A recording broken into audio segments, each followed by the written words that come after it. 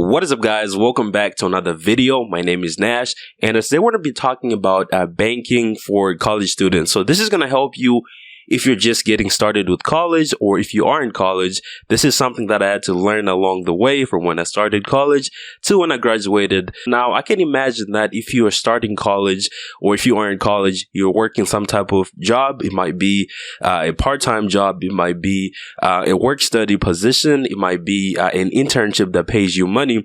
And, obviously, if you're working, you're going to be getting paid. And I can imagine that you're not getting paid with cash. It's going to be maybe a check, or it might be an ACH, direct deposit. And now you need a checking account to store this money, right? Since it's not cash, which is why one of the things you have to do when you get to college, you start working, is open up a checking account. Even though you're not working, you might get a refund from your tuition. Maybe you have a scholarship. That money needs to go somewhere, and you're not going to get paid in cash. It needs to go somewhere. And this is where a checking account is needed. So the first thing you want to do when you get to college, or if you haven't already and you are in college, is open a checking account. And don't just open any type of checking account. You're going to be opening a checking account with 0 monthly fees, because usually checking accounts will charge you a fee because they're providing you with a service to store your money, so they have to charge you a fee, right? But most banks realize that a lot of college students do not have the money to be paying a monthly fee of maybe $6, $20 just to have a checking account. This is why you need to find a bank that offers 0 fees for your checking account. So when I opened a bank account, I opened a college account with Chase. So this account is called the Chase College Checking Account. So if you look it up, you're going to find it. You see the rules and terms. It's that simple. I'm going to break it down in a little bit.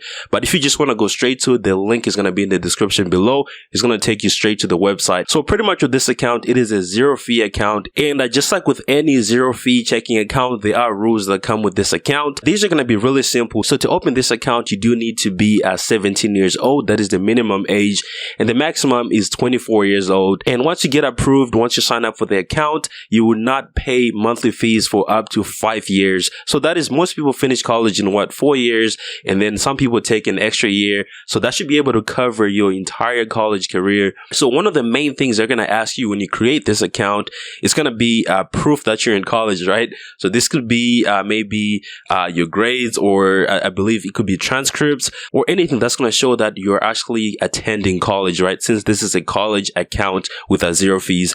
And just like with any 0 fee checking account, there are rules that come with this account. Let's say you get approved and you open your account. In order to qualify for the 0 monthly fee for 5 years, you're going to need to do one of these 2 things, or you can do both.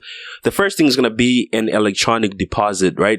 So this is going to show proof that, you actually need the account, right? Because if you don't have a job, if you don't have any money, right, that needs to go into a bank account, then you don't need the bank account, right?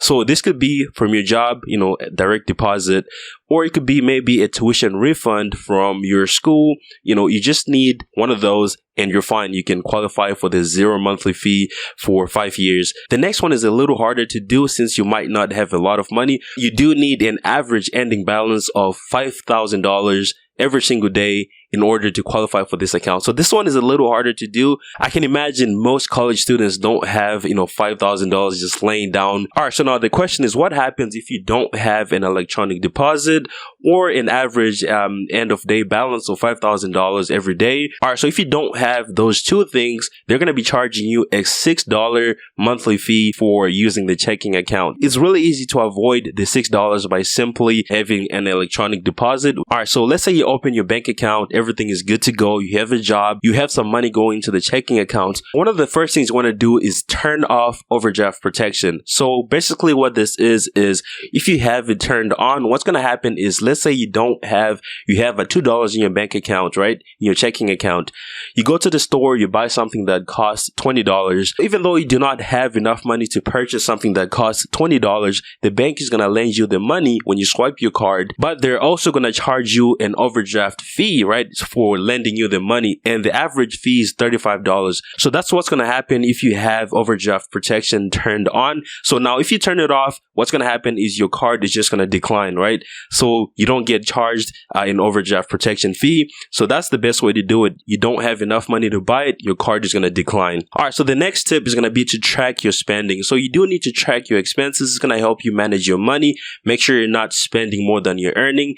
And you can do this using Microsoft Excel templates, or you can use one of the budgeting apps. You can find thousands of budgeting apps or websites. Those are really going to help you. They make everything so simple. And the last one is going to be enrolling in Autopay. So this is going to help you if you have maybe a car payment or credit card payments.